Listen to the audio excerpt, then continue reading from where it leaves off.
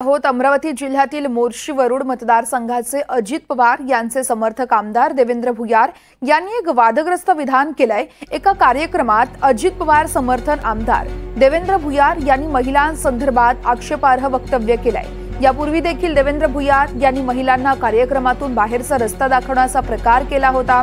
असा प्रकार उघडकीस आला होता आणि त्याच नंतर देवेंद्र भुयार यांचं हे विधान सध्या सोशल मीडियावर तुफान व्हायरल होतोय। अमरावती जिल्ह्यातील मोर्शी वरुड मतदारसंघाचे अजित पवार यांचे समर्थक असलेले आमदार देवेंद्र भुयार यांनी हे वादग्रस्त विधान केलंय। एका कार्यक्रमात अजित पवार समर्थक आमदार देवेंद्र भुयार यांनी महिलांसंदर्भात आक्षेपार्ह वक्तव्य केलंय। यापूर्वी देखील भुयार यांनी महिलांना कार्यक्रमातून बाहेरचा रस्ता दाखवण्याचा प्रकार घडला होता। तो प्रकार देखील समोर आला होता आणि त्यानंतरच आता हे विधान पाहुयात देवेंद्र भुयार यांनी नेमकं काय म्हटलंय। नाही, कारण पोरगी जर पाहिजे असेल तर पोरगीसाठी तो पोरगा नोकरीवाला पाहिजे।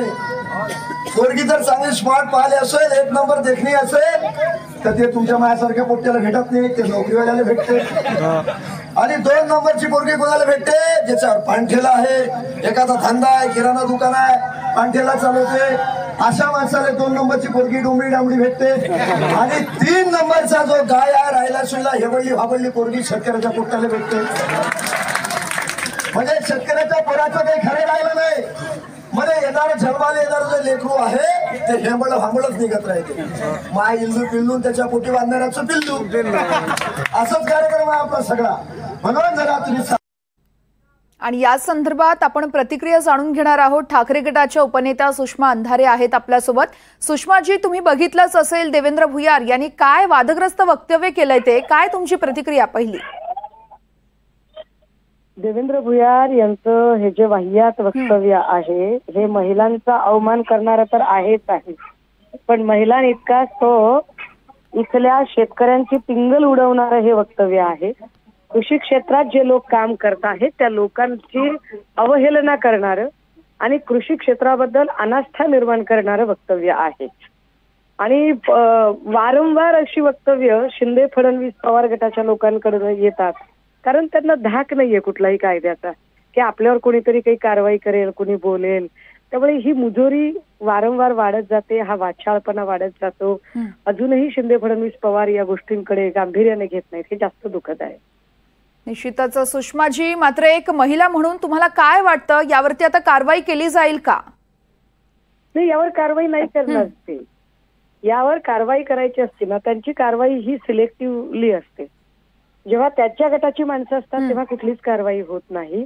नायर हॉस्पिटलचा मुद्दा असेल, वाडिया कॉलेजचा मुद्दा असेल, किंवा आता आज एक माहिती प्राप्त होते की जालन्यामध्ये महिला बाल कल्याण समितीचेच लोक कशा पद्धतीने सुधारगृहातल्या मुलींना आणि महिलांना शोषण करत आहेत आणि त्याचा वारंवार पत्रव्यवहार महिला आयोग आणि सगळ्या खात्यांना केला गेला, मात्र त्यावर कुठलीही कारवाई होत नाही त्या अधिकाऱ्यावर। त्यामुळे यावर कारवाई होईल अशी काही मला फार अपेक्षा वाटत नाही।